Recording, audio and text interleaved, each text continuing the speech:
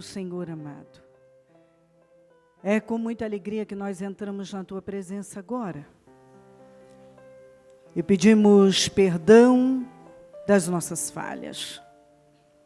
Salvador eterno, tudo que nós falamos e fizemos, que tenha entristecido o Teu Espírito Santo, nós pedimos que nos perdoe.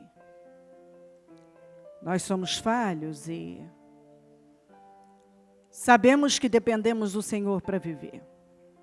Perdoa-nos. Passa do Teu sangue sobre nós. Passa do Teu sangue sobre cada vida. Mentes, olhos, ouvidos, boca, coração. Eu quero pedir a Tua presença aqui, a Tua manifestação. Eu oro para que venha ao nosso encontro e nos abençoe grandemente. Neste momento, meu amado Pai, eu quero abrir o 7º e último jejum dentro do propósito. Eu abro esse jejum agora em favor da materialização de todos os projetos de conquistas para 2017. E que todos sejam poderosamente abençoados. E que a Tua presença seja real na vida de cada um durante todo o ano. Nós temos plantado a boa semente, meu Deus. E temos confiado no Senhor. Então eu abro esse jejum para aqui. E vamos oferecer ao Senhor o nosso sacrifício. Para que venha ao nosso encontro. E se manifeste com poder, respondendo a todos. Responda a igreja. Responda o seu povo. Responda a todos do Ministério Mudança de Vida. Responda a todo o nosso povo, meu Pai. Eu oro pela materialização de todos os projetos. Tudo que foi projetado para 2017, eu oro, eu peço ao Senhor, tenha misericórdia. Eu te peço agora que o Senhor venha realizar. Que o Senhor venha materializar, que o Senhor venha cumprir com os desejos mais profundos, mais íntimos, suprir todas as necessidades, responder a cada um. Que sonhos, desejos, projetos sejam realizados para a honra e a glória do Teu nome. Passa do Teu sangue sobre toda a igreja, todo o ministério, todo o nosso povo, todos que estão nesta fé. Eu consagro todos ao Senhor. Todos os templos, todos os líderes, todo o nosso povo, em todo lugar. E eu peço agora que a palavra seja pregada com responsabilidade, que o temor do Senhor faça parte da vida de cada um e que todos sejam grandemente renovados e abençoados e transformados e que todos tenham um dia espetacular, transformador, milagroso. Que a Tua presença possa ser percebida e tocada por cada um. Que todos sejam cheios do Teu Espírito Santo.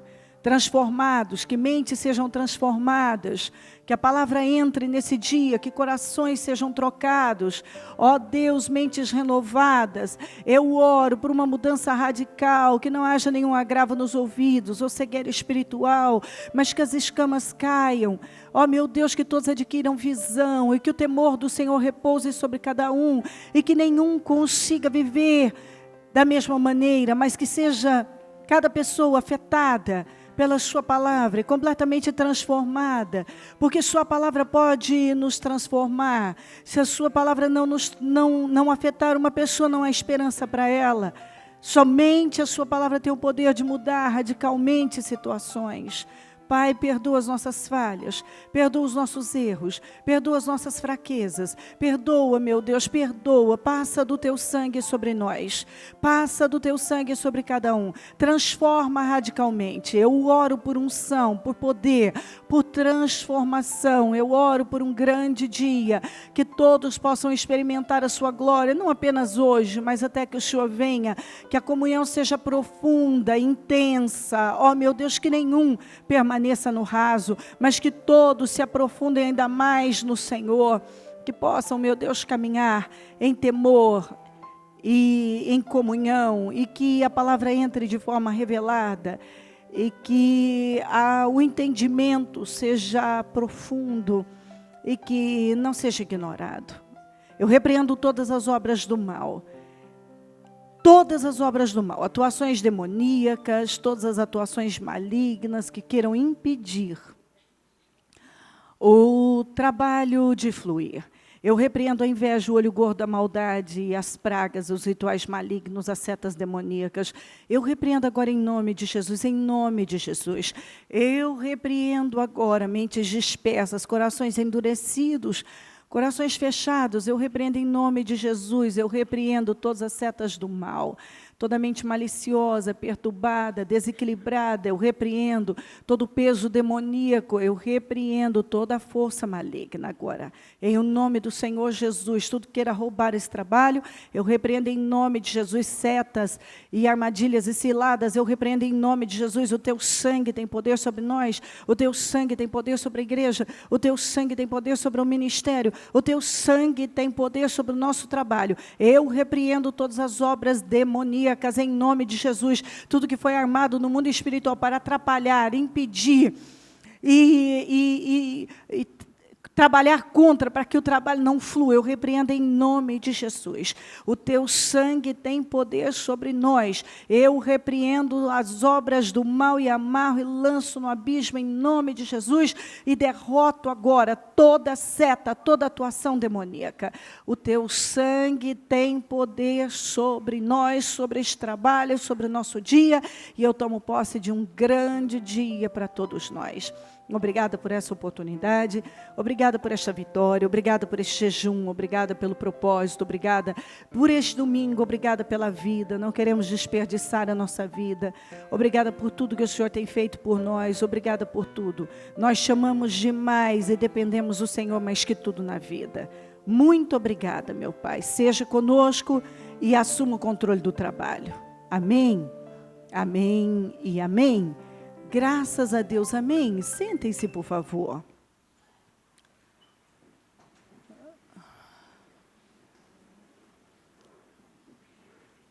Sabe, eu creio que nós precisamos nos perguntar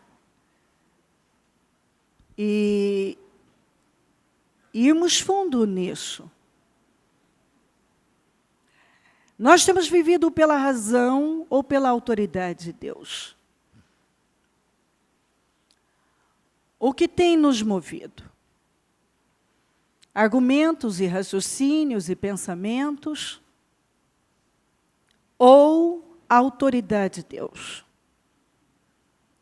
O mundo se tornou um caos desde o dia em que a Eva foi em busca de uma coisa que não precisava.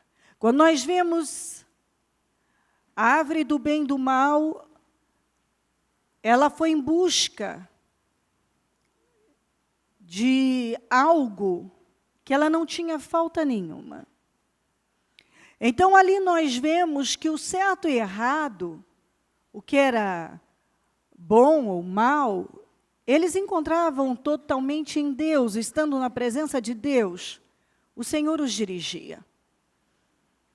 A partir do momento que desobedeceram a Deus, e eu quero que você se lembre disso, que o pecado contra a autoridade de Deus é o pecado, é o pior, é o mais devastador e o que não é tolerado por Deus. Toda vez que uma pessoa rejeita a palavra, ela está rejeitando o próprio Deus. Então, ela está indo contra a autoridade de Deus. E isso a coloca numa condição devastadora, que é a rebelião. É fundamental que cada um se lembre disso até o fim dos seus dias. Rebelião é o pecado. É o pior pecado, mais devastador de todos os pecados. Se você quer saber qual é o pior pecado de todos, é a rebelião. E quando nós falamos de rebelião, que foi o que não foi tolerado por Deus, a rebelião de Adão, de Eva, e ela foi, e ele apoiou, você pode ver que não houve nenhuma tolerância. Eles não precisavam daquilo, ela não precisava daquilo. E a partir de então, o bem e o mal passou a fazer parte da vida deles. E o que ganharam com isso? Problemas, angústias, desespero. Muitos raciocínios. Ou viver pela razão. Quando nós lemos no Novo Testamento, especificamente, nós vamos encontrar a palavra dizendo que, para não perdermos tempo com argumentos e discussões tolas, quando nós vemos um dos versículos mais poderosos que Paulo fala sobre as fortalezas, ali ele fala que o grande problema do homem, do ser humano, é a razão, os argumentos, e os questionamentos, os raciocínios e pensamentos. Então, muitas pessoas têm sido derrotadas porque elas vivem pela razão, por seus raciocínios, e elas raciocinam, e ficam raciocinando, e pensam mais um pouco, e pensam isso, e raciocinam isso. Elas buscam uma lógica. Bom, se nós formos fundo nisto, nós podemos pegar Jesus agora e ver que lógica tinha, que sentido.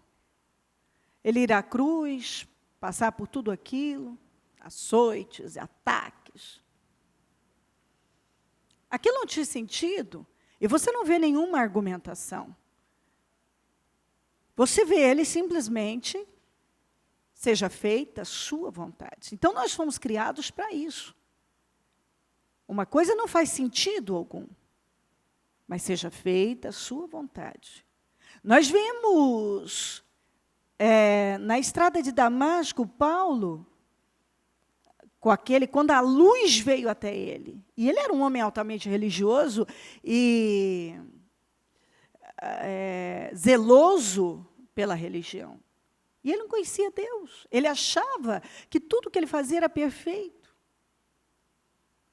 Então, quando ele teve um encontro com o Senhor, aquele clarão, ele ficou cego. E quando ele voltou a ver, ele foi capaz de abrir mão de tudo. Agora, que sentido faz? Ele nunca mais voltou para aquela vida.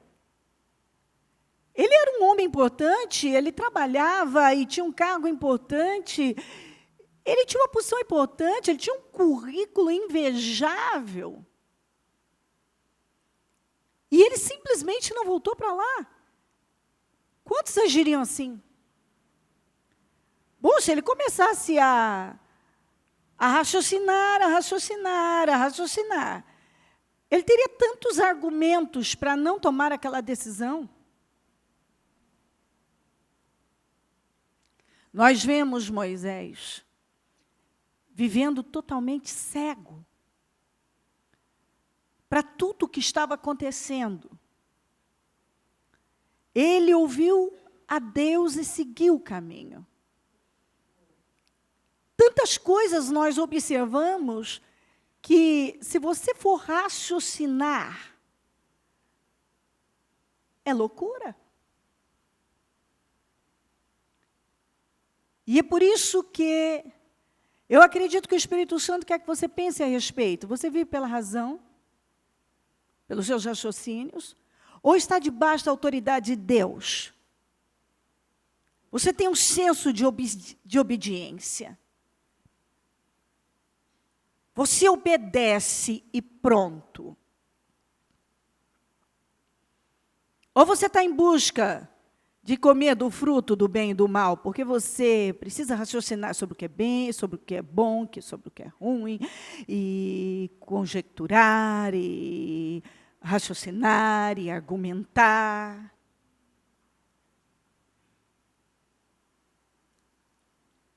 O que nós somos ensinados a obedecer e pronto. Você vai lá e obedece, você permanece submisso à autoridade de Deus. Você se coloca debaixo da autoridade e fim. Não há nenhum argumento. Ainda que você pudesse argumentar, você decidiu que basta entender que aquela é a vontade de Deus. Então, você tem vivido pela razão, você tem vivido para raciocinar e argumentar, você tem razões para não obedecer a Deus e acha que elas são aceitas, são suficientes, são entendidas. Qual é a razão que você apresenta para não dar a Deus o que Ele tem pedido? Você tem um porquê aí. Você tem um motivo. Os seus motivos têm mais peso, mais importância que aquilo que Deus determinou que fizesse. É muito importante que você vá fundo nisso, porque eu creio que Deus quer fazer muito pelo seu povo, e Ele tem promessas para todos nós extraordinárias. Mas enquanto vivemos desta maneira, pela razão, e com os nossos raciocínios e pensamentos, e não levá-los cativo à obediência a Cristo, vamos estar perdendo a nossa vida. Por que você não faz isso? Então, olha os argumentos. E quando nós lemos essa passagem que Paulo, hoje eu não separei, porque quero seguir, Paulo fala sobre esses argumentos, sobre a razão. E muitos cristãos não têm vivido pela fé, pela obediência, não manifestam a fé para obedecer cegamente. Mas há uma razão para não fazer e julga que isso é aceito. Há uma razão. E então argumentos.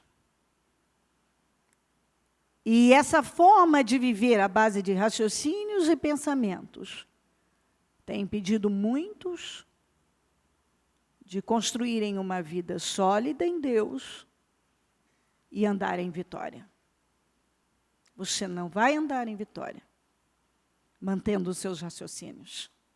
Se Jesus tivesse raciocinado, se Paulo tivesse raciocinado, Moisés,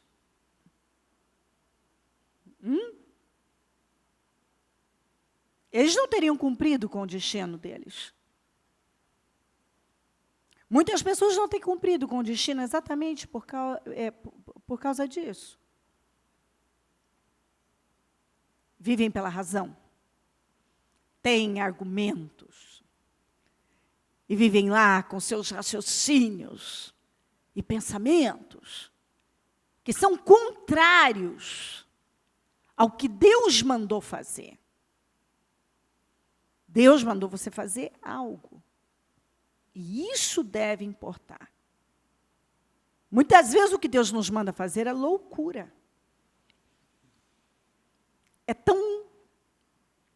Parece sem sentido, mas aí está o sentido. Ele é Deus. E os cristãos que vivem raciocinando sobre o trabalhar de Deus não estão fluindo. Porque Deus sabe o que deve ser feito. E assim, não cabe a mim, nem a você, argumentar. Isso significa que eu vou lá e faço. Eu tenho um senso de obediência. Eu me submeto a Deus. Mesmo não fazendo sentido algum. Vamos para Jeremias 36. No 4º ano do reinado de Joaquim, filho de Josias, rei de Judá, o Senhor dirigiu esta palavra a Jeremias. Pega um rolo e escreva nele todas as palavras que falei, e a respeito de Israel, de Judá e de todas as outras nações. Desde que comecei a falar a você durante o reinado de Josias, Então, era muito assunto. Desde que comecei a falar com você durante o reinado de Josias, até hoje. Então, era um rolo grande, feito à mão. Talvez, quando o povo de Judá souber de cada uma das desgraças que planejo trazer sobre eles, cada um se converta de sua má conduta ou maus caminhos, e eu perdoe a iniquidade e o pecado deles. Aqui um ponto muito importante para nós pensarmos, porque não era a primeira vez que Deus estava falando com o povo sobre o mesmo assunto. Se volta. Para mim, abandonem seus ídolos. A palavra vinha constantemente para aquelas pessoas: abandonem, se humilhem. Havia uma má conduta, uma conduta errada, uma conduta que Deus não aprova. E é muito interessante o que nós vemos aqui, porque o Senhor mandou a palavra com essa ideia. Quem sabe esse povo agora se arrepende, se humilha e eu vou poder perdoá-los. Isso é muito interessante, é muito forte, porque essa é a intenção de Deus o tempo todo. Quem sabe agora? Porque se eles não obedecerem, coisas terríveis virão. Mas se eles ouvirem a palavra e se submeterem, eu vou poder perdoá-los. Então Jeremias chamou Baruque, filho de Nerias, para que escrevesse no rolo, conforme Jeremias ditava todas as palavras que o Senhor lhe falava. Depois Jeremias disse a Baruque: estou preso, não posso ir ao templo do Senhor. Por isso, vá ao templo do Senhor no dia do jejum e leia ao povo as palavras do Senhor que eu ditei, as quais você escreveu. Você também as lerá a todo o povo de Judá que vem de suas cidades. Talvez a súplica deles chegue diante do Senhor e cada um se converta de sua má conduta, pois é grande o furor anunciado do Senhor, pelo Senhor, contra este povo. E Baruque, filho de Nerias, fez exatamente tudo aquilo que o profeta Jeremias lhe mandou fazer e leu as palavras do Senhor. Um ponto importante aqui também: ele estava preso. Eu amo pessoas, esse comportamento de frutificar numa situação difícil. Ele estava preso e ali ele continuava sendo o mesmo profeta, com autoridade. Eu amo uma pessoa que continua na sua posição, independente do que está vivendo, do que está passando. Ele estava preso, Deus falou com ele, ele disse: não posso ir lá, mas posso ditar, vou ditar, porque Deus falou, fale tudo, sem deixar passar nada, e era muito assunto. E é interessante também uma outra coisa. O rolo, aquelas palavras seriam lidas no dia do jejum. Você não pensa a respeito disso? aquele povo ia se reunir para jejuar e oferecer sacrifício ao Senhor e buscar o Senhor, e o Senhor estava falando que estava tudo errado com eles?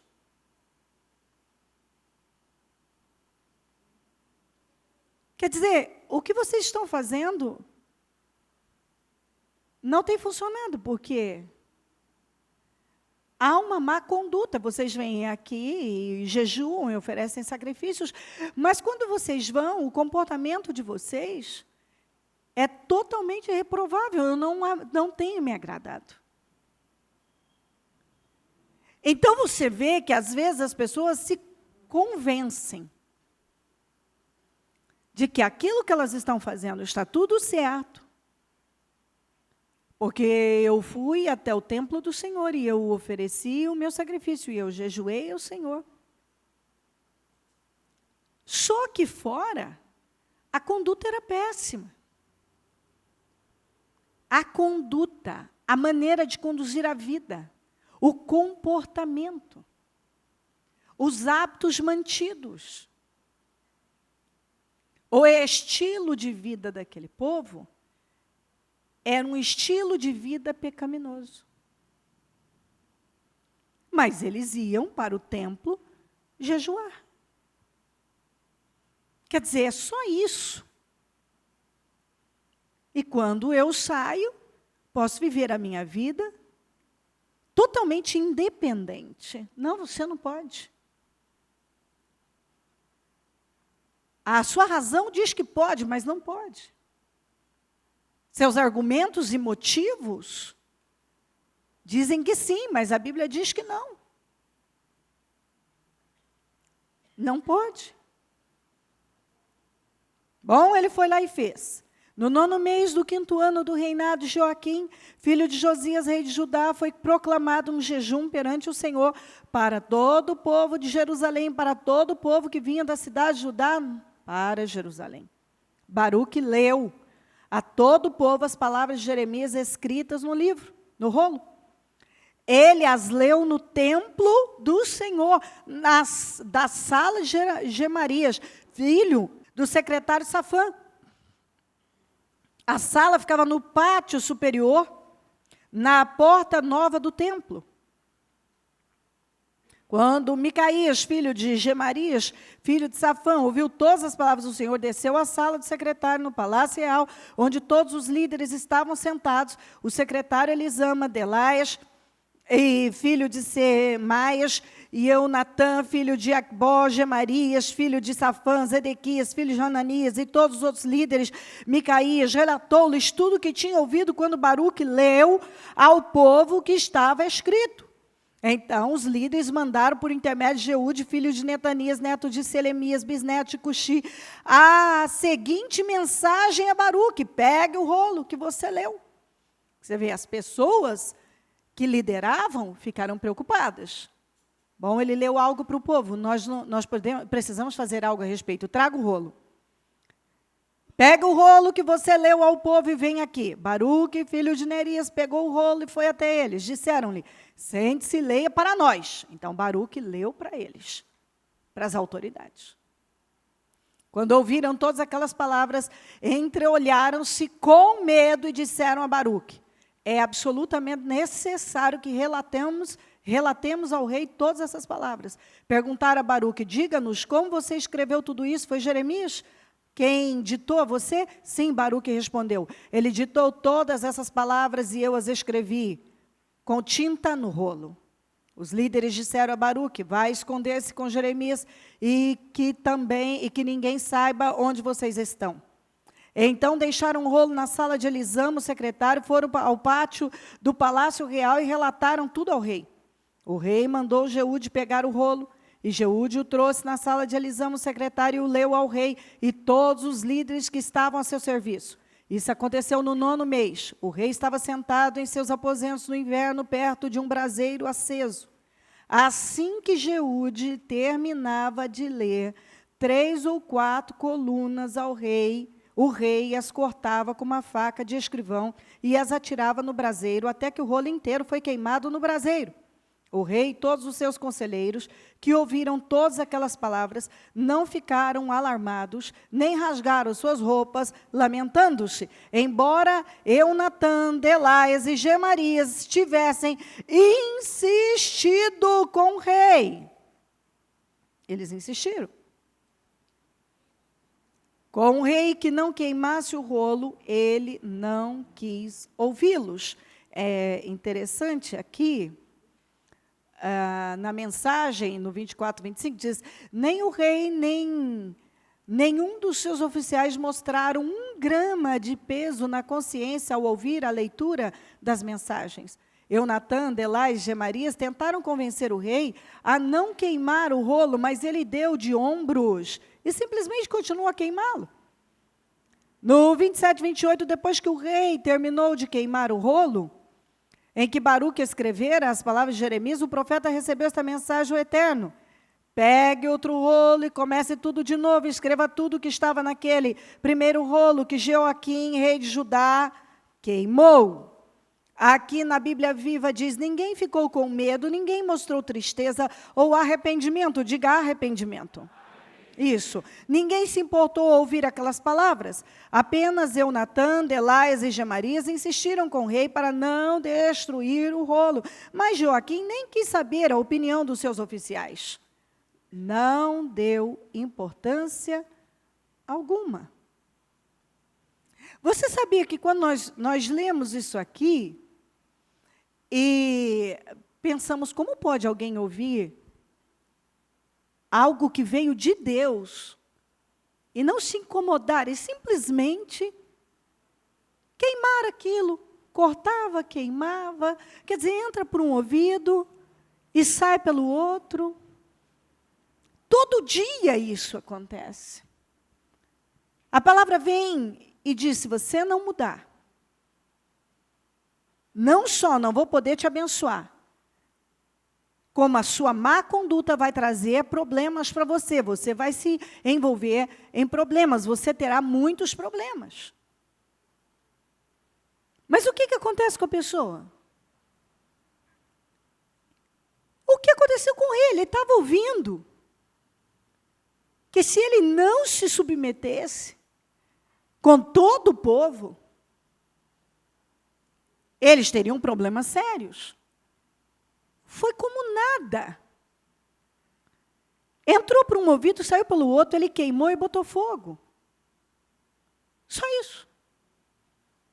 Não deu importância nenhuma. Nós chocamos e pensamos, oh, meu Pai, Salvador eterno, como alguém pode agir assim? Mas nós vemos isso acontecer o tempo todo. As pessoas estão ouvindo, elas estão recebendo. Mas alguns aqui até temeram, deram conselhos, não faça assim. Mas o rei, que era a parte importante, que tinha que dar o exemplo, entrou por um ouvido, saiu pelo outro, e cortou e botou fogo. Quantos que têm cortado e botado fogo nas mensagens que Deus tem enviado? Quantos que o Senhor tem enviado mensagens com essa esperança de que arrependimento vai acontecer e Ele vai poder perdoar e abençoar? Era essa a intenção, eu li para você. A intenção era essa. Era exatamente isso que Deus queria. Envia a palavra, porque quem sabe eles se arrependam, e então eu vou poder abençoá-los. Mas se não há arrependimento, Deus não pode abençoar. Mas quando há arrependimento, Deus pode abençoar. Quanto tempo faz que Deus vem falando de arrependimento, de uma má conduta? Faz tempo. Alguns você vê que estão submissos a Deus. Outros você percebe que por mais que Deus fale, o arrependimento não acontece. É como se não fosse nada. Ele ouve aquilo, não é nada, isso não importa. Não ficaram alarmados, não se preocuparam com aquilo como que não é bem assim, não acredito nisso. Eu não acredito nisso. Como não acredito nisso? Não acredito nisso. Bom, Deus está falando com você, você não acredita nisso? Não, muitos não acreditam. Eles agem como se...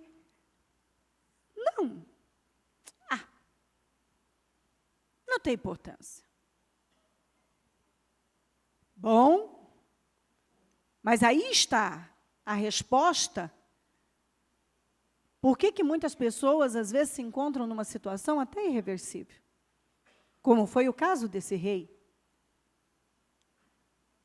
Se encontrou numa situação com os seus conselheiros e os seus devastadora.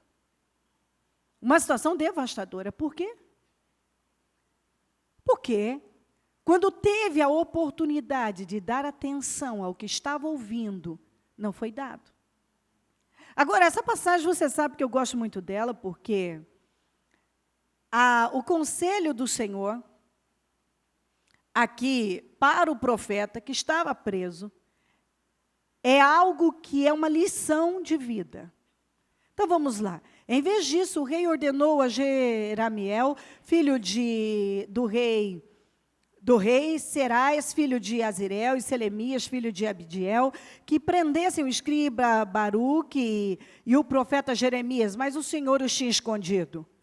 Além de não dar importância, retalhou o profeta com Baruque.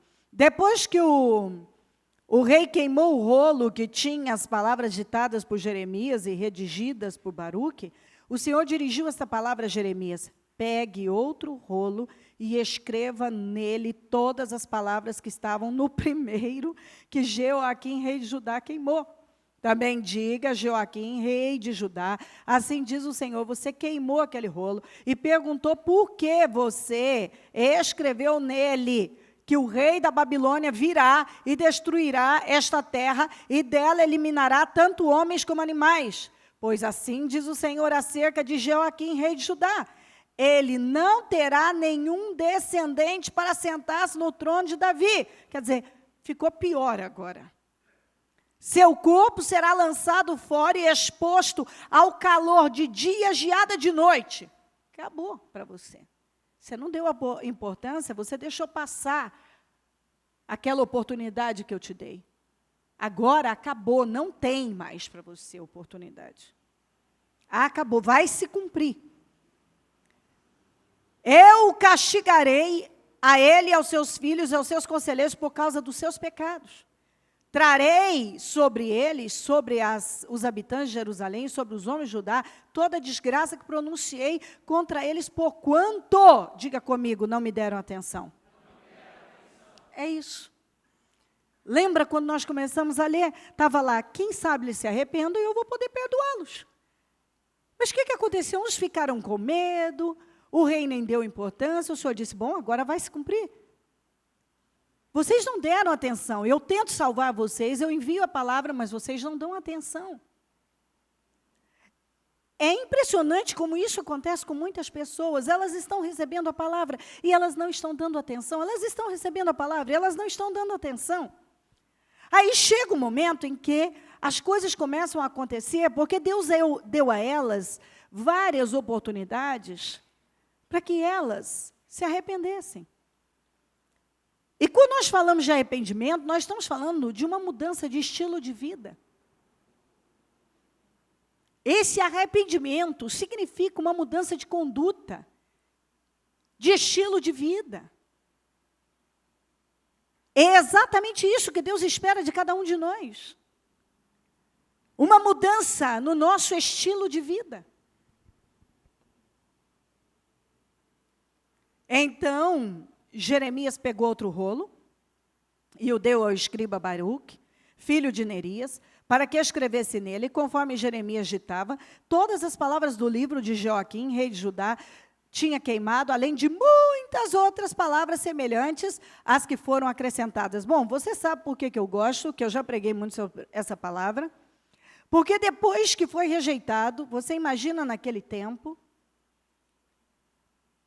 não é apenas ir lá e digitar algo no computador e manda, e você grava caso haja alguma perda, você salvou aquilo, enfim. Naquela época não tinha nada disso, então tudo era feito à mão, de forma muito difícil, e o texto era muito grande.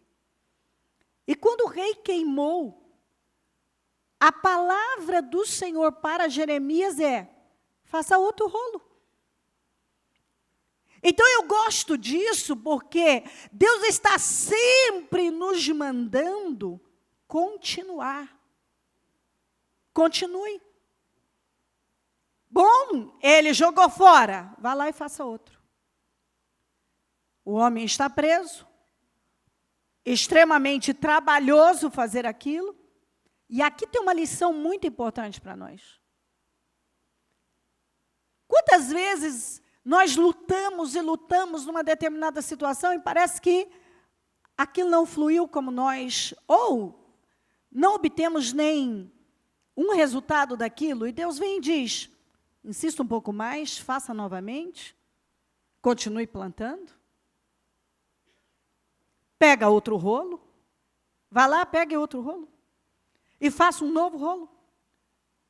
Você não vê o Jeremias argumentando, Senhor, isso é muito difícil, eu já estou preso, eu tenho que ditar tudo novamente, Baruque vai ter que escrever tudo novamente, e é muito assunto, e ainda o Senhor está acrescentando, vai ficar mais longo ainda. Não, ele simplesmente tinha um senso de obediência. Deus disse, faça outro rolo. Às vezes a resposta que você quer para algo que não deu certo deixa para lá, e Deus vem e diz, continue.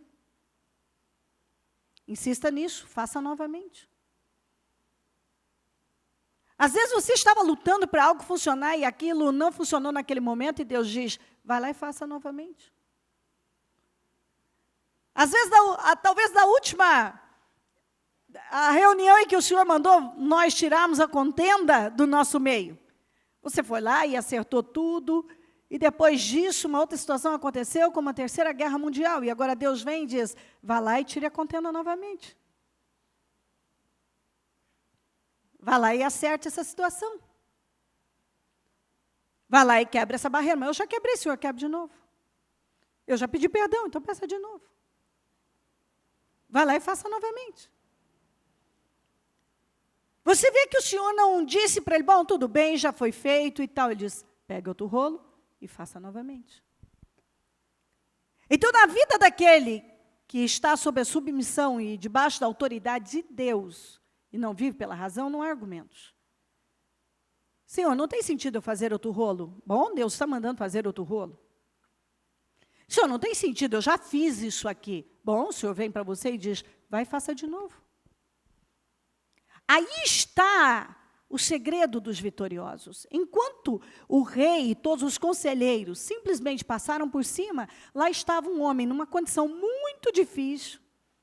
Com certeza, na prisão em que ele estava, não tinha nenhum braseiro para aquecê-lo no inverno. As condições dele eram bem diferentes da do rei, mas ele estava a serviço de Deus. E totalmente pronto a obedecer, mesmo não fazendo sentido. Vamos para Levítico. Nadab e Abiú, Levítico 10, filhos de Arão, pegaram cada um o seu incensário, nos quais acenderam fogo, acrescentaram incenso e trouxeram fogo profano diante do Senhor, sem que tivessem sido autorizados.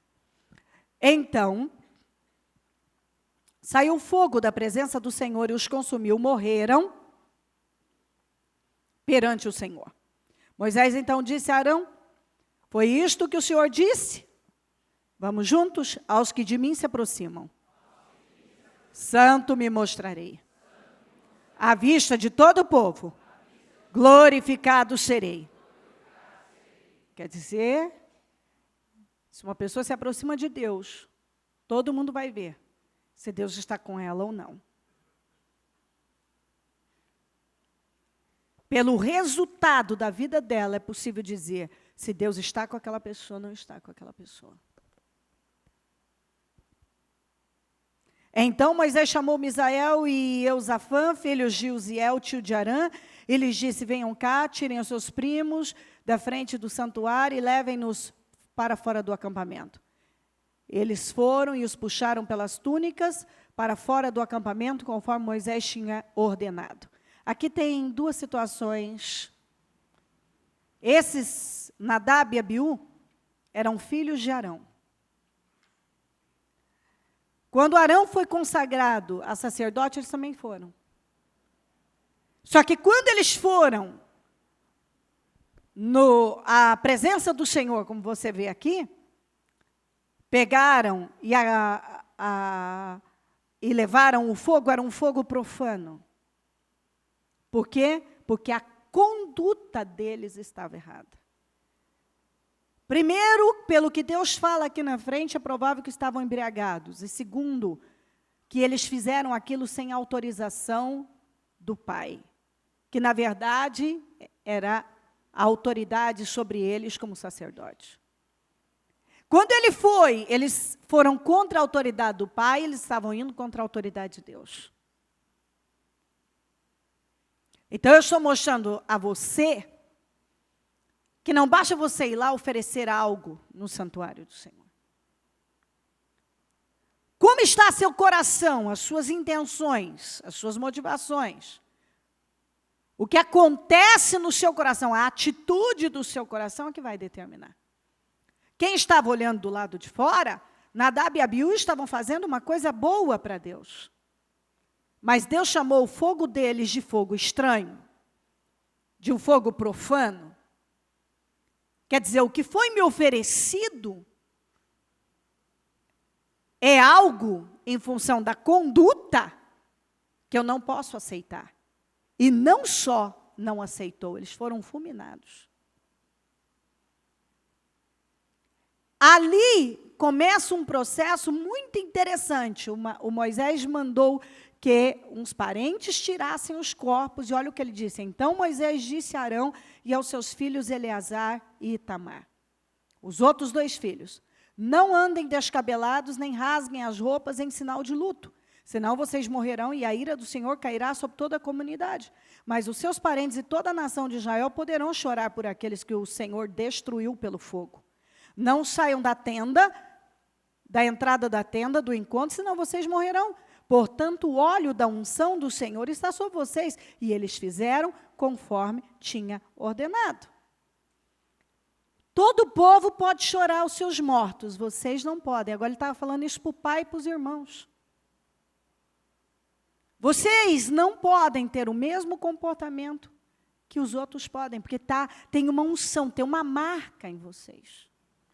Vocês não podem viver como todo mundo está vivendo. Vocês não vão poder agir mesmo sendo o pai dos 2 que foram fulminados por Deus. Mesmo sendo os filhos, os irmãos dos que foram fulminados. Vocês não podem agir igual a todos os outros. Eles podem fazer isso, vocês não podem. Você já deve ter ouvido que a águia voa sozinha e os pardais em bandos.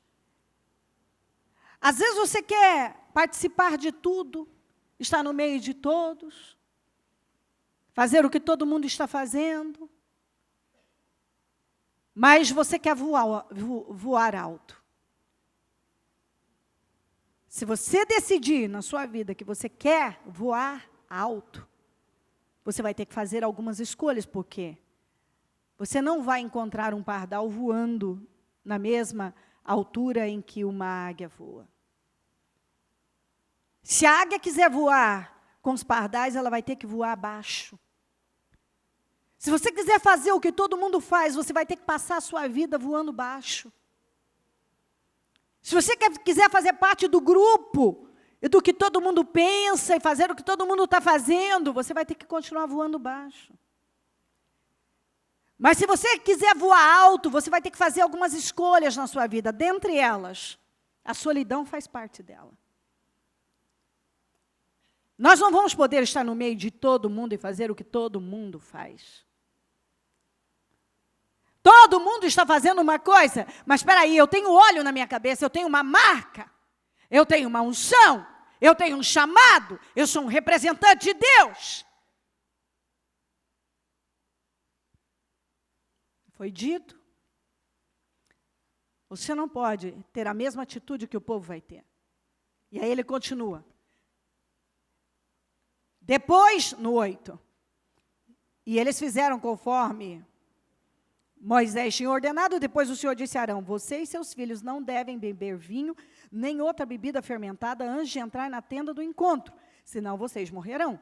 É um decreto perpétuo para as suas gerações. Quer dizer, tudo isso que você está lendo, não é só para vocês, também para as próximas gerações.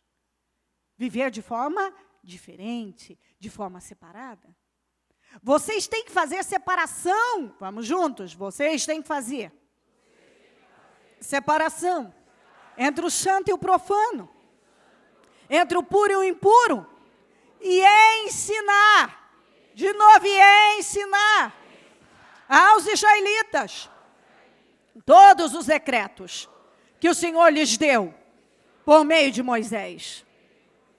Ele disse: ei, tem que haver separação entre o que é santo e profano.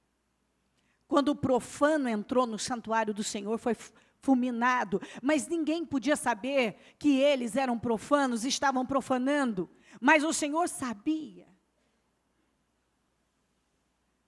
Vocês têm que fazer a separação entre o puro e o impuro, ensinar isso aos outros. Vocês precisam ensinar isso aos outros, é assim que deve ser. Esse é o procedimento. Vocês não podem viver como todo mundo vive. A maioria vive pela razão, por seus raciocínios e pensamentos. Mesmo dentro, veja bem, o que o Senhor estava falando para eles, ele estava dizendo: você tem que ensinar o povo isso. O povo lá pode fazer, tem gente que pode fazer, depende das escolhas dele para a vida. Eu não sei o que ele escolheu para a vida dele, faça ele. Agora, eu tenho uma separação, eu fui chamada para viver de forma separada. Nós somos chamados para vivermos de forma separada. E você tem vivido de forma separada?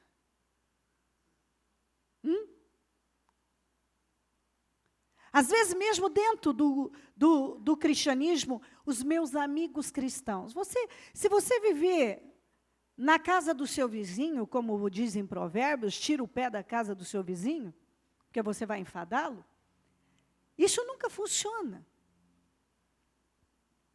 Normalmente, as pessoas que vivem o tempo todo envolvidas com o outro, com o outro, um pensa uma coisa, outro pensa outra coisa.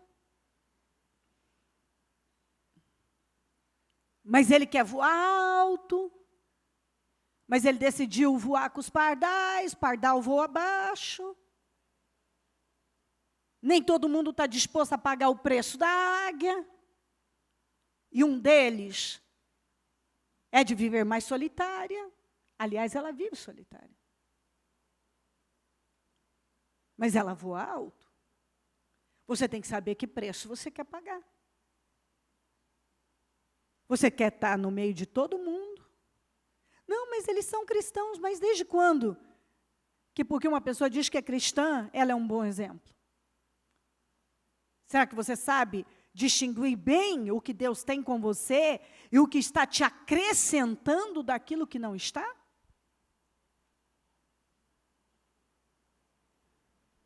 Você diz que quer voar alto, mas com quem você tem andado? Qual a influência que você tem sofrido? Você tem feito o que todo mundo faz? Você tem conseguido separar o que é profano do que é santo? O que é puro do que é impuro? E com a sua conduta e o que você sabe, você tem contagiado, influenciado, ensinado as pessoas?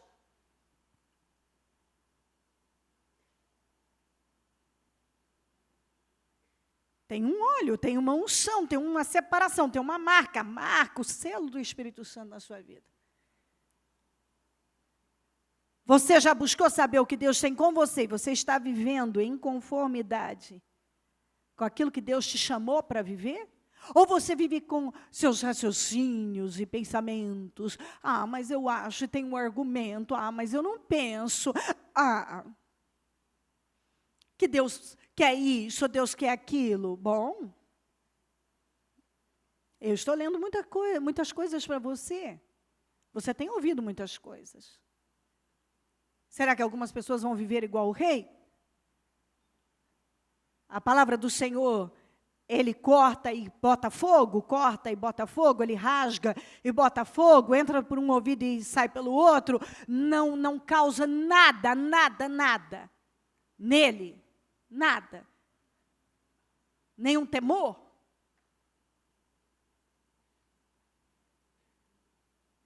O Arão e os 2 filhos, eles podem, vocês não podem. O que o mundo pode, o que os carnais podem, os crentes que vivem pela razão e que são carnais, acham que podem. O que persegue a santidade, tem um senso de obediência, sabe que não pode. Sabe o que não é correto fazer, proceder. Tal conduta não pertence a ele.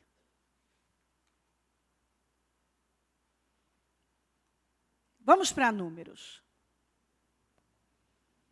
Corá, filho de Izar, neto de Coate, bisneto de Levi, reuniu Datã e Abirão, filhos de Eliabe. E Ion, filho de Pelete, todos da tribo de Rubem. É interessante que Rubem aparece aqui, seus descendentes estão em rebelião. E é interessante que Rubem perdeu sua primogenitura por causa de rebelião com o pai. E é interessante que essa maldição permaneça aí. E eles se insurgiram contra Moisés, com eles estavam 250 israelitas.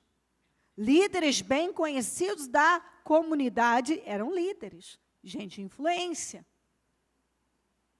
E haviam sido nomeados membros do concílio. Eles se ajuntaram contra Moisés e Arão e lhe disseram, basta, a assembleia toda é santa, cada um deles é santo, e o Senhor está no meio deles. Então, por que vocês se colocam acima da Assembleia do Senhor? Quando ouviu isso, Moisés prostrou-se com o rosto em terra, depois disse a Corá e a todos os seus seguidores, pela manhã o Senhor mostrará quem lhe pertence e fará aproximar-se dele aquele que é santo e o homem a quem ele escolher. Por que o Corá conseguiu tantos seguidores? Argumentos. Razão. Ele começou a ficar com ciúme, com inveja da liderança do Moisés. E então, ele incutiu na cabeça de todo mundo que todo mundo estava no mesmo lugar, que o Moisés estava naquela posição, porque ele se colocou naquela posição. Não era Deus que havia colocado ele naquela posição. Quem era o Corá? Era um líder. Quem era o Corá? Teoricamente, ele servia o Senhor. Qual a expressão dele? Toda a congregação é santa, quer dizer, todo mundo. Todo mundo é santo. Você se colocou numa posição mais alta, acima de todo mundo. Não é Deus que colocou. Quando uma pessoa não está debaixo da autoridade de Deus, é assim que ela vive. Ela questiona o que Deus manda fazer, ela questiona quem Deus levanta, ela questiona as vitórias dos outros, ela questiona. Mas ela quer vitória. Ela olha para as pessoas e ela não vê que Deus fez uma obra lá. Não, ela quer diminuir aquela pessoa.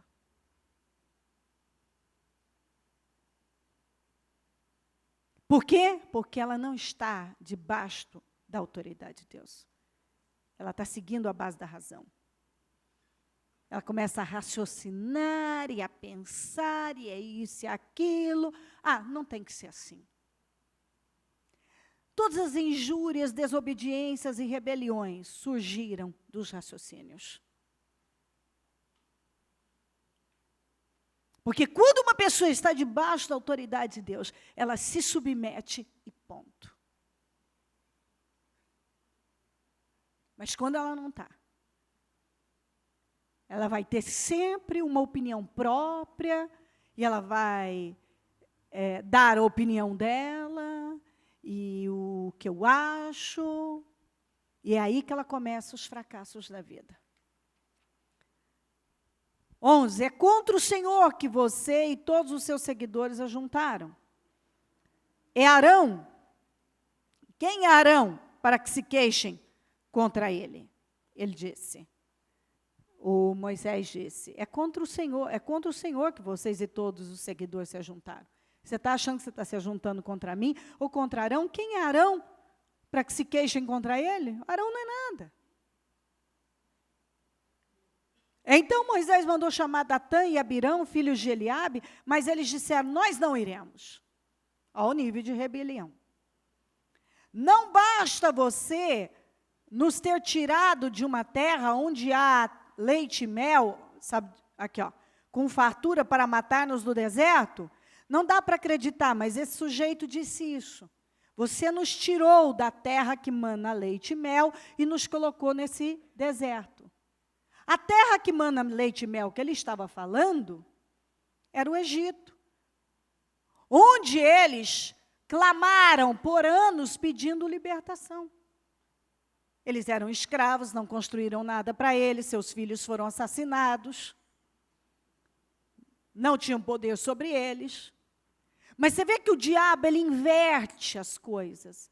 Agora, aquilo era um deserto, e era mesmo, mas não era processo para seguir em frente, mesmo porque, se você voltar no 13 e no 14, você vai ver que eles não quiseram entrar na terra. Eles espiaram ela por 40 dias. E na hora de entrar, não quiseram enfrentar. Quantas pessoas que, quando tiveram a sua oportunidade de enfrentar algo, de viver algo, elas desprezaram. Depois, vamos jogar na conta de alguém? Vamos lá, pesar a vida de alguém? Aí você nos trouxe para esse deserto. E ainda quer se fazer chefe sobre nós? Além disso, há o motivo dele. Você não nos levou a uma terra onde há leite e mel com fartura. Nem nos deu uma herança de campos e vinhas. Você pensa que pode cegar os olhos desses homens? Nós não iremos. Oh, gente, vocês leem isso aqui e parece que só aconteceu aqui. Isso acontece o tempo todo. Ele tinha um motivo, ele tinha uma razão. Você não nos colocou na terra, tirou a gente da terra que manava leite e mel e não nos colocou numa terra que mana leite e mel. O outro, eu não tenho que me submeter a você, porque todo mundo é santo, todo mundo aqui é igual. Você não foi separado, Deus não te separou coisa nenhuma. Quer dizer, por inveja, insegurança, ele levantou uma rebelião, que voltou contra ele. Esse aqui tinha um motivo também. Você não nos deu você não nos deu o que nós queríamos. Agora, não é Moisés. Moisés não tinha como dar nada a ninguém. Ele conduzia. Eu não tive a minha vitória. Isso aí não funciona. Não, você acabou de ter sua chance de entrar na terra, você não quis por causa dos gigantes. Se você voltar no 13 e no 14, aqui de Números ainda. A hora que a pessoa tem a oportunidade de fazer algo, de obedecer, porque o portal está aberto e ela não quer, aí vamos jogar os meus fracassos nas costas de alguém? Eu ainda estou nesse deserto, o meu tempo lá atrás era melhor do que esse. Você não me colocou na terra, quer dizer, você prometeu uma coisa. Moisés não prometeu nada, ele entregava o que Deus falava. Agora, ele não tinha o poder de botar o povo na terra se Deus não quisesse. E disse Moisés no 28, assim vocês saberão que o Senhor me enviou para fazer todas essas coisas e que isso não partiu de mim. Se estes homens tiverem morte natural e experimentarem somente aquilo que normalmente acontece aos homens, então o Senhor não me enviou. Escuta, se tudo fluir maravilhosamente para esses rebeldes,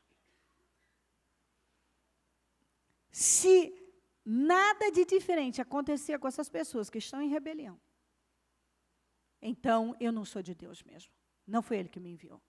Agora, mas se o Senhor fizer acontecer algo totalmente novo, e a terra abrir e a sua boca os engolir, junto com tudo o que é deles, e eles descerem vivos ao Seol,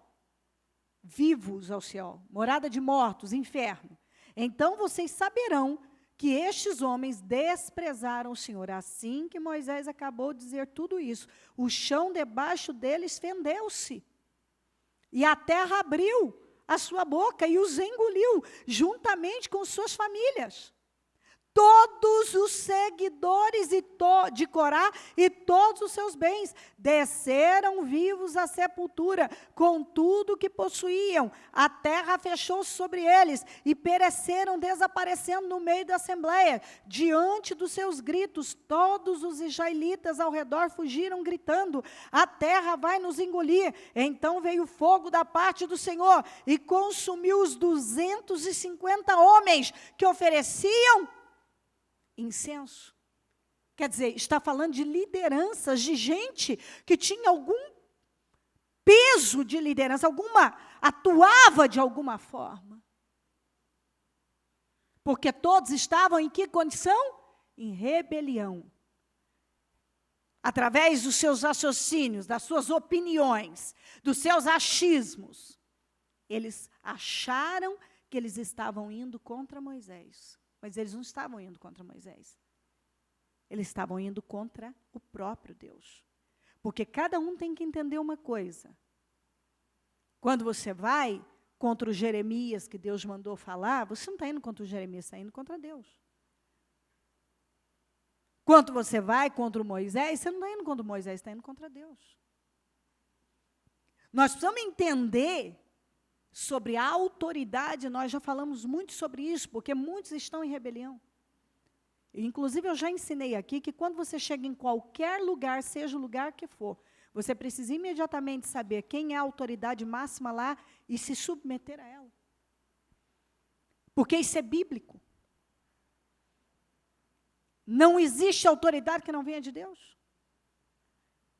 E nós somos chamados para vivermos debaixo da autoridade de Deus. E muitas vezes a autoridade de Deus está representada pela autoridade de alguém. Uma direção que você recebe para a sua vida. Você não encontra nenhuma passagem na Bíblia, e você não vai encontrar na vida, hoje, uma pessoa que pratica rebelião, que age com rebeldia contra a palavra de Deus, contra a autoridade de Deus e tudo aquilo que representa a autoridade de Deus, bem-sucedida. Você não vai encontrar uma pessoa assim.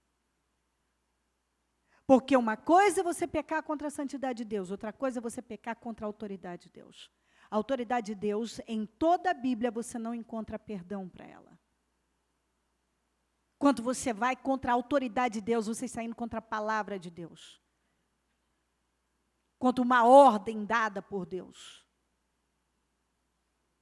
E se você vai contra, você ignora aquilo que o próprio Deus está falando, Deus não suporta quando a sua autoridade é questionada. Quando alguém passa por cima da sua autoridade, não se submete à sua autoridade.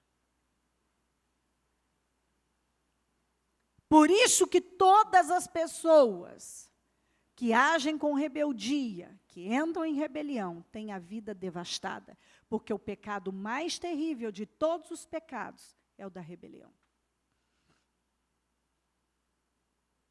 E quando você vai contra a palavra de Deus, você está se rebelando contra o próprio Deus. Quando você recebe uma direção e você passa por cima dela, você está se rebelando contra o próprio Deus. Quando Deus coloca uma autoridade sobre você e você vai contra ela, você está se rebelando contra o próprio Deus. Aí muitas pessoas, elas ficam perguntando por que a vida delas não caminha. Por que a minha vida não caminha? Exatamente por tudo que está sendo ouvido. Pregado aqui. A pessoa está lá, ao invés dela permanecer pela fé, cegamente, na obediência, ela começa a dar lugar à razão, e a raciocinar, e a levantar seus achismos. Eu acho que a congregação toda é santa, você que está se colocando acima de nós. Eu acho, você nos tirou da terra que mana leite e mel, não nos levou para uma terra que mana leite e mel, deixou a gente nesse deserto. Eu não vou te obedecer, não. Quem você pensa que é? Aí por que a terra tem engolido muitas pessoas? Muitos têm sido engolidos pelos problemas. Quando eles desceram vivos à sepultura, a terra se abriu e eles foram engolidos, os gritos, o desespero, é só você imaginar a cena. O desespero desse povo. No dia seguinte a ter acontecido isso, Corá, seus seguidores, sua família, e mais 250 que carregavam o incenso, o incensário, foram engolidos. No dia seguinte, olha aqui, 41. Toda a comunidade de Israel começou a queixar-se contra Moisés e Arão, dizendo, vocês mataram o povo do Senhor. Mas foram 49, foram 14.700 os que morreram daquela praga, além dos que haviam morrido por causa de Corá. Pronto, mais gente morreu ali naquele dia. E não morreu mais porque Arão correu a mando de Moisés com incenso e foi no meio dos mortos e vivos e apaziguou a ira do Senhor, porque senão teria morrido muito mais. No dia seguinte, eles estavam acusando Moisés de ter matado aqueles homens, sendo que Moisés não podia abrir a terra, Moisés não podia derramar fogo do céu, quer dizer, nem vendo que era Deus fulminando, engolindo aquele povo, que era Deus agindo, eles se humilharam, pois mais 14.700 precisaram morrer. Você já parou para pensar a quantidade de pessoas que mesmo vendo que está errado, ele está vendo, ele ainda arruma um motivo, ele tem um argumento, você que matou aqueles homens, Moisés. Como é que Moisés ia abrir a terra? Como é que Moisés ia derramar fogo do céu? Foi o pecado deles. Então, muitas pessoas estão gemendo. É o pecado delas, as escolhas delas. Eu estou assim porque você falou aquela palavra e me lançou uma maldição. Não existe maldição sem causa. Se tem maldição é porque tem uma causa. Algo está causando isso. Você é culpado disso. Nós somos responsáveis pelas nossas escolhas, ainda que você não queira assumir responsabilidade. Ainda assim você é. Se a sua vida não está andando, não é culpa do fulano, do cicrano, de um familiar, ou de um amigo, ou da igreja, ou do próprio Deus. São escolhas, são decisões. É aquela vida que não está debaixo da autoridade de Cristo, mas vive pela razão. Não abre mão dos seus argumentos, porque vive à base de raciocínios e pensamentos, e ficam lá. E estão perecendo, porque nós não fomos chamados para viver dessa forma. Nenhum de nós. Não espere viver assim e ter vitória. O rei recebeu a mensagem do Senhor, ele ignorou totalmente. E o que as pessoas que estão submissas a Deus fazem? O que o Jeremias fez. Faça outro rolo, maior ainda agora. Você não vê ele argumentando, questionando, apresentando as razões, eu tenho um motivo para não fazer isso. Ele simplesmente não faz sentido, mas ele faz. Quando Arão obedeceu o que Moisés falou, você não pode fazer o que todo mundo vai fazer. Ele obedeceu. Agora, você acha que ele não tinha todos os motivos para lá dentro doer o coração dele? Ele tinha 2 filhos que iam ser sepultados lá e ele não podia ir. Ele não tinha motivos, ele não tinha todas as razões para apresentar, mas pergunta se ele apresentou alguma, se ele questionou. Obedeceu cegamente. Obedeceu cegamente. Se é isso que Deus quer que eu faça, eu posso ter motivos, mas abro mão deles. Não vou andar pela razão. Não vou seguir meus raciocínios e pensamentos.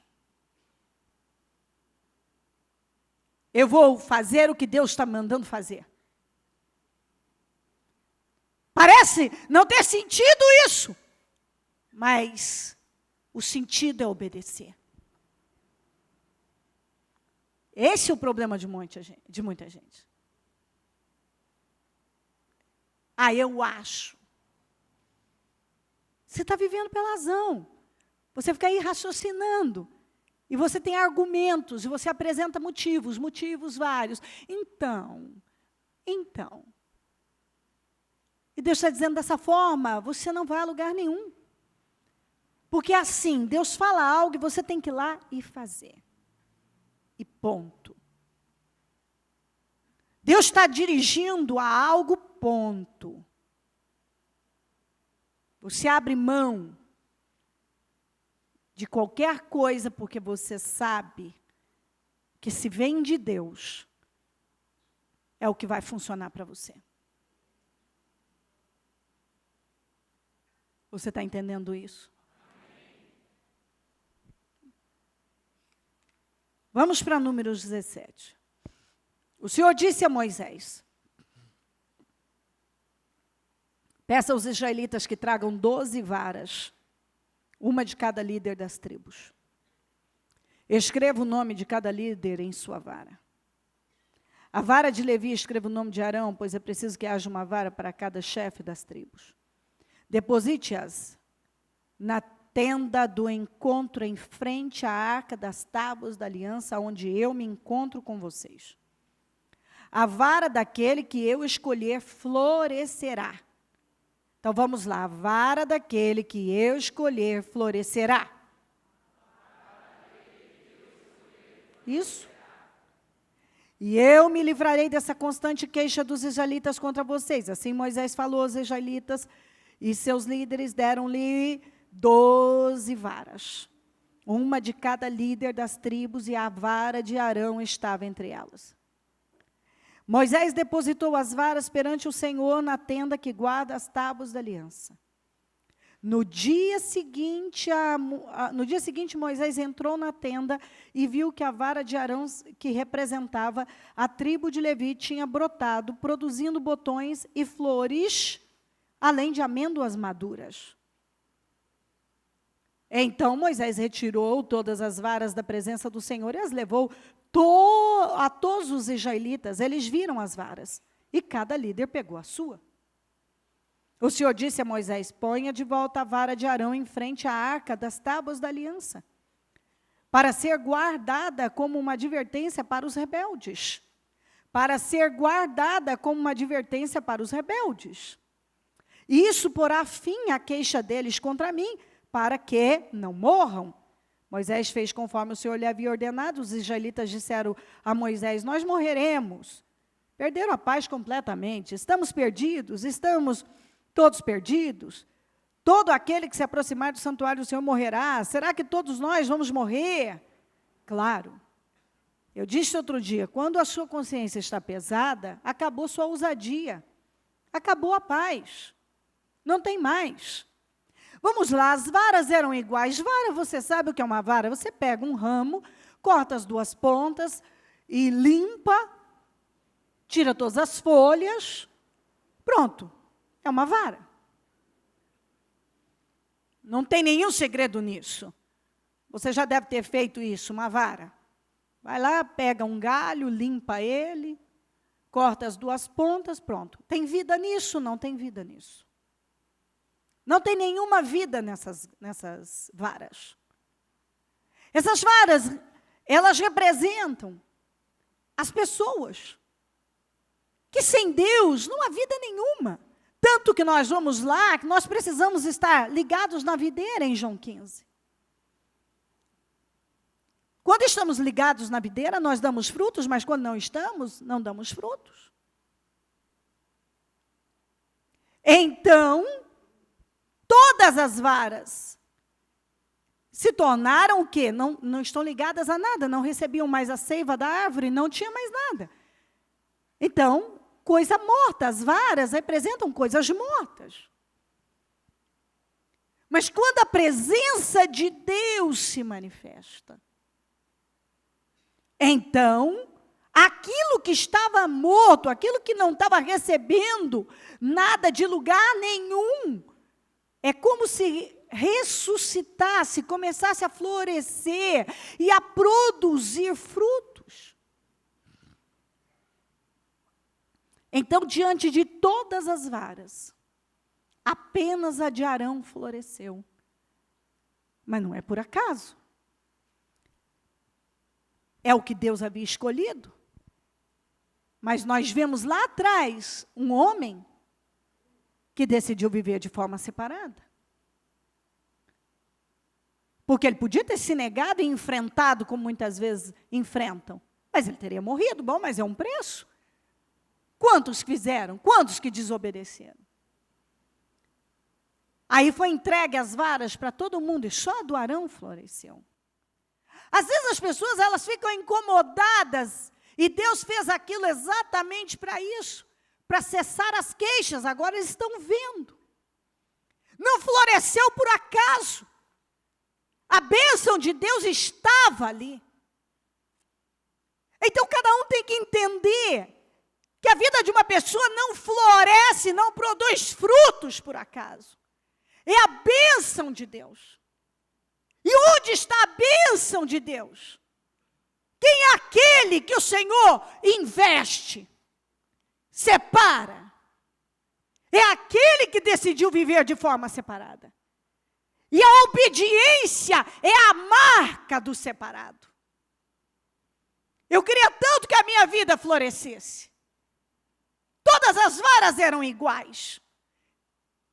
É exatamente isso. No final das contas, todos nós somos iguais. Com defeitos, falhas, sem Deus, secos, mortos espirituais.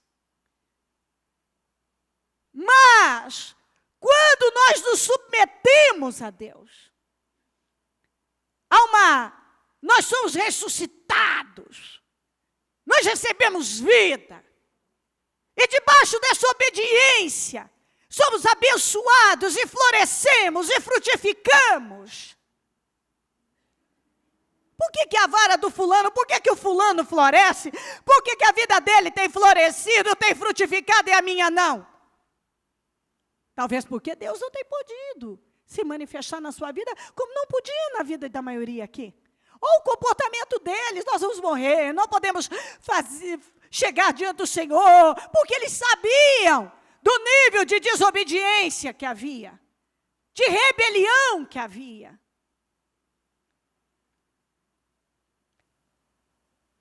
Por que a vara do Arão floresceu? Por que a vida de uns tem florescido e de outros não? Está tão simples. O Senhor disse, eu estou fazendo isso para as queixas acabarem. Alguns ficam lá se queixando. Por que eu não recebo? Por que eu não floresço? Por que eu não frutifico? Por que na minha vida não vai? Qual é a sua conduta? Qual a condição que você está dando para a bênção de Deus estar sobre você, para que você possa florescer e frutificar?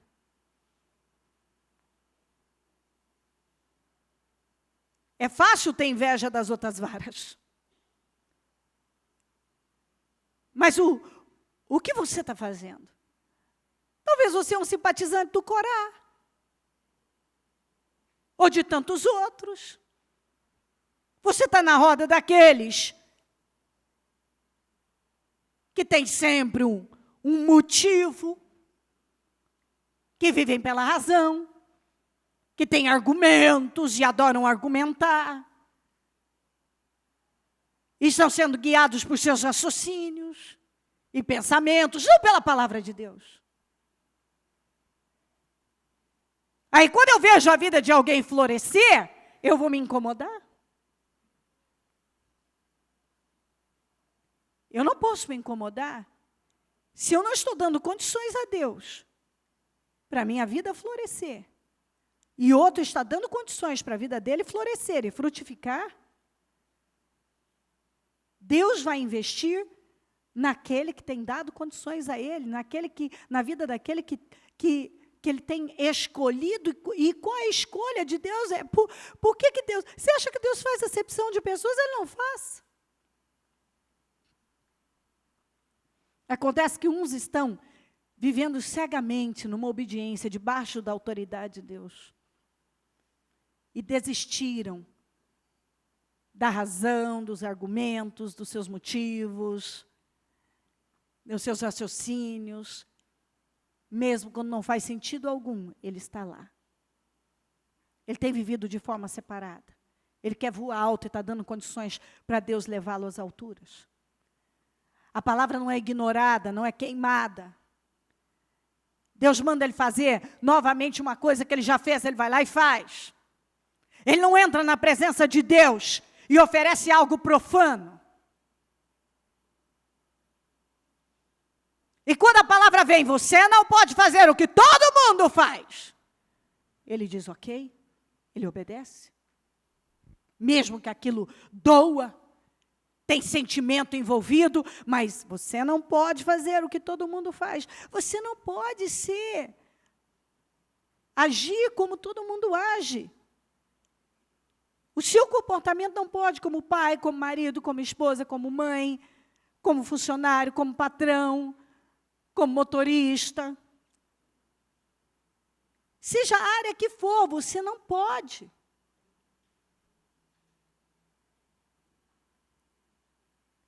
Por que uns florescem? A vara do Arão floresceu, mas havia uma diferença muito grande. Todo mundo estava se queixando. Agora Deus disse, aqui, eu escolhi esse aqui. A obediência aqui. Estão vendo? Eu escolhi esse aqui.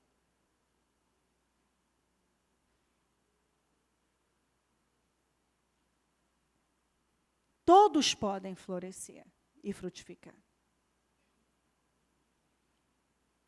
Quando isso não acontece, eu preciso prestar atenção naquilo que Deus está requerendo de mim e talvez eu não estou nem um pouquinho disposto a dar.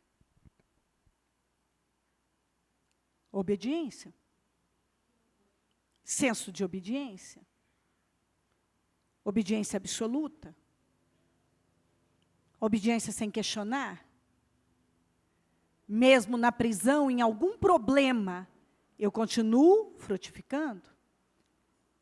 Mesmo tendo tido um trabalho danado em fazer algo, e Deus me manda fazer tudo novamente, eu estou aberto a obedecer a Deus. Mesmo tendo meus filhos mortos e sendo sepultados lá, e eu ouço que eu não posso fazer o que todo mundo está fazendo, tem sentimento envolvido, eu não vou fazer. Você tem que separar o que é o profano do santo do profano, impuro do puro. Você vai ter que separar e ensinar isso às pessoas. Toda vez que você ceder para os seus raciocínios e motivos, e agir como Corá e como os outros, você vai ter problemas. Toda vez que você não quiser ver a verdade, você vai ter problemas. Você não aceitar aquilo que Deus está lutando para te mostrar, você vai ter problemas. Não podemos viver em rebelião para com a palavra de Deus, mas totalmente submissos à autoridade de Deus. E então, seremos em tudo honrados por Ele. Pegue o seu propósito e coloque-se em pé, por gentileza.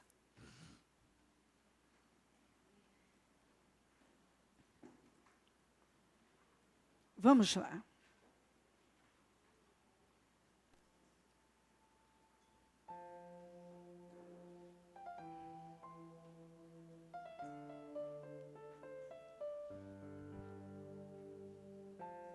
Nós ouvimos a palavra do Senhor. E uma palavra capaz de nos levar a um lugar alto. Nós recebemos direção de Deus. Não há como alguém dizer, bom, eu não entendi essa parte. Não, eu entendi sim. Eu tenho apresentado motivos para não obedecer. Eu julgo que as minhas razões são suficientes para justificar a minha desobediência. Eu tenho razões. E eu vivo mais à base, ou totalmente, à base de raciocínios.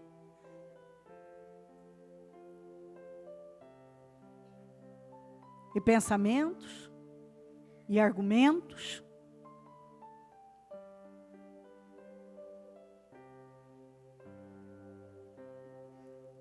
E não estou disposto a abrir mão deles, para que Deus possa fazer toda a boa obra que Ele quer fazer na minha vida.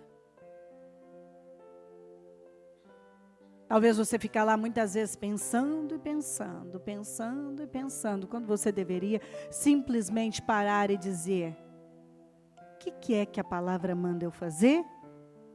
Então eu vou fazer. Pronto, ponto. É isso que eu vou fazer. Ela me mandou perdoar, mas eu tenho motivo, porque ele me fez isso, ela me fez aquilo. O que a palavra manda? Vá lá, simplesmente perdoe. Vá lá. Ah, mas não dá para eu ficar nesse lugar difícil, isso é muito difícil, é um casamento difícil, é uma família difícil, é um trabalho difícil, isso é difícil.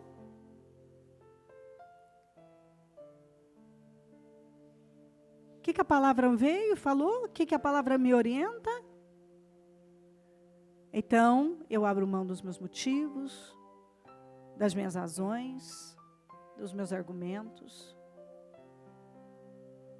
dos meus raciocínios e pensamentos, e vou lá e faço, totalmente submissa à palavra. Eu faço o que a palavra manda eu fazer. Ó Espírito Santo, eu oro, para que esta palavra esteja transformando radicalmente a visão, o entendimento de cada pessoa. E que nenhum, meu Senhor amado, consiga ficar indiferente, seguir a vida indiferente ao que está aprendendo. Que nenhum. Mas que um temor, um entendimento claro, revelado, esteja acontecendo na vida de cada um e decisões estejam sendo tomadas. Motivos. Precisamos desistir dos nossos motivos e argumentos e tantas coisas. Santo de Israel. E eu oro para que a palavra esteja transformando de tal maneira que nenhum consiga permanecer da mesma forma, mas que um temor absoluto esteja tomando conta de cada vida. Será que você aí agora pode falar, esconder o Senhor? Eu decido me colocar totalmente debaixo da sua autoridade. Eu vou viver pela sua autoridade e não mais pela razão. É isso que eu vou fazer na minha vida. Essa é a decisão que eu tomo agora. Eu estou descobrindo muitas coisas e eu não quero mais viver assim. E a palavra está me orientando muito bem. Então eu sei que decisão tomar. Estar debaixo da sua autoridade, sem nenhum questionamento. Porque são esses argumentos que têm impedido a minha vida de florescer e frutificar. E eu não quero isso mais para mim. Ó Espírito Santo, o Senhor pode convencer cada vida. E mudar a visão, iluminar, e de forma radical, cada um se posicionar. Em nome de Jesus, eu entendi.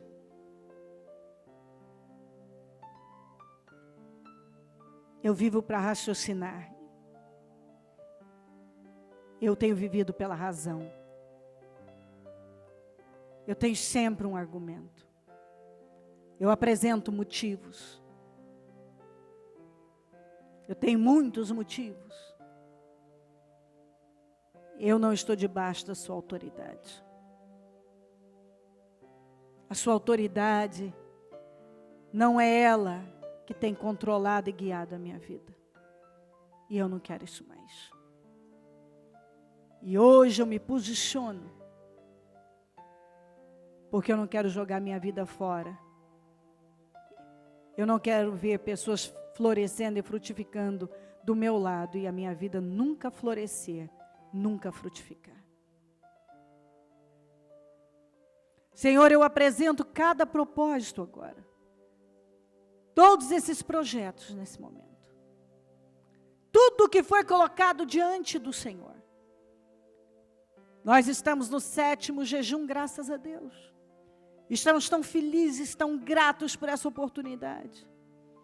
E nós consagramos esses projetos, esses sonhos, esses desejos, tudo que foi apresentado ao Senhor, colocado diante do Senhor no seu altar. E pedimos que o Senhor responda às orações. Responda às orações de cada pessoa. Responda, meu Deus, os clamores. Responda às orações. Eu oro por resposta. Eu oro para que o Senhor venha se manifestar na vida de cada um. E que esse ano seja o melhor ano da vida de cada pessoa. Que todos possam desfrutar do seu poder. Da manifestação do seu poder. Que todos possam desfrutar da sua glória. Desfrutar de Deuteronômio 28, do 1 ao 14. Que todas essas promessas sejam materializadas, concretizadas na vida de cada pessoa que crê. Eu peço, responda às orações do teu povo. Eu te peço que nesse dia definições aconteçam, que todos desfrutem da sua glória e que todos saiam daqui presenteados para a honra e a glória do teu nome.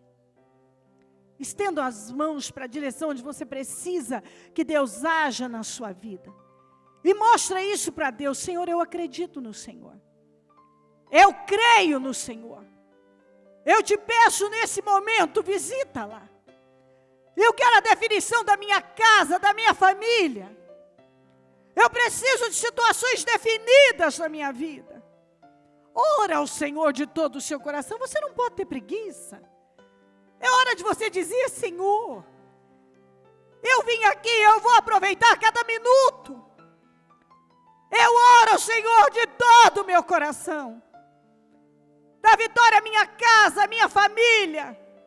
No meu trabalho, visita aquele endereço, rua tal, número tal, a pessoa tal, e responda as minhas orações. Senhor, responda. Eu vim buscar a sua face. E eu sei que o Senhor é o único que pode nos abençoar. Se o Senhor não fizer, quem é que vai fazer? Faça por mim, faça pela minha família, faça, meu Deus, faça por nós. Eu peço resposta hoje, ainda com as suas mãos levantadas. Diga a Deus mais uma vez: Senhor, eu quero me colocar nas tuas mãos inteiramente. Eu entendo que eu não tenho sido submisso ao Senhor. Eu tenho apresentado muitos motivos, muitas dificuldades. E eu não quero mais viver assim. Eu ainda sustento e seguro muitos raciocínios, muitos pensamentos, argumentos. E eu não quero mais isso na minha vida. Eu não quero mais, Senhor. Eu vou viver totalmente submisso à sua autoridade. O Senhor será a autoridade máxima na minha vida e tudo que colocar diante de mim. Volta a mão para o seu coração, abençoa o seu coração. E diga que o seu coração é um coração temente e sujeito à obediência. E disposto ao arrependimento toda vez que for necessário. Eu abençoo o meu coração. E eu declaro que o meu coração é um coração obediente, capaz de se arrepender. Um coração submisso à autoridade do meu Deus. Em nome de Jesus. Eu entendo, diga comigo, eu entendo que arrependimento é um estilo de vida santo. É um estilo de vida santo. Quando nós nos arrependemos, nós estamos escolhendo viver de forma santa. Tem que haver diferença entre o santo e o profano, entre o puro e o impuro. E nós precisamos ensinar a todos com a santidade e a pureza. Em nome de Jesus Cristo. Em nome de Jesus. Obrigada por tudo, meu Deus. Muito obrigada, meu Salvador. Amém e amém.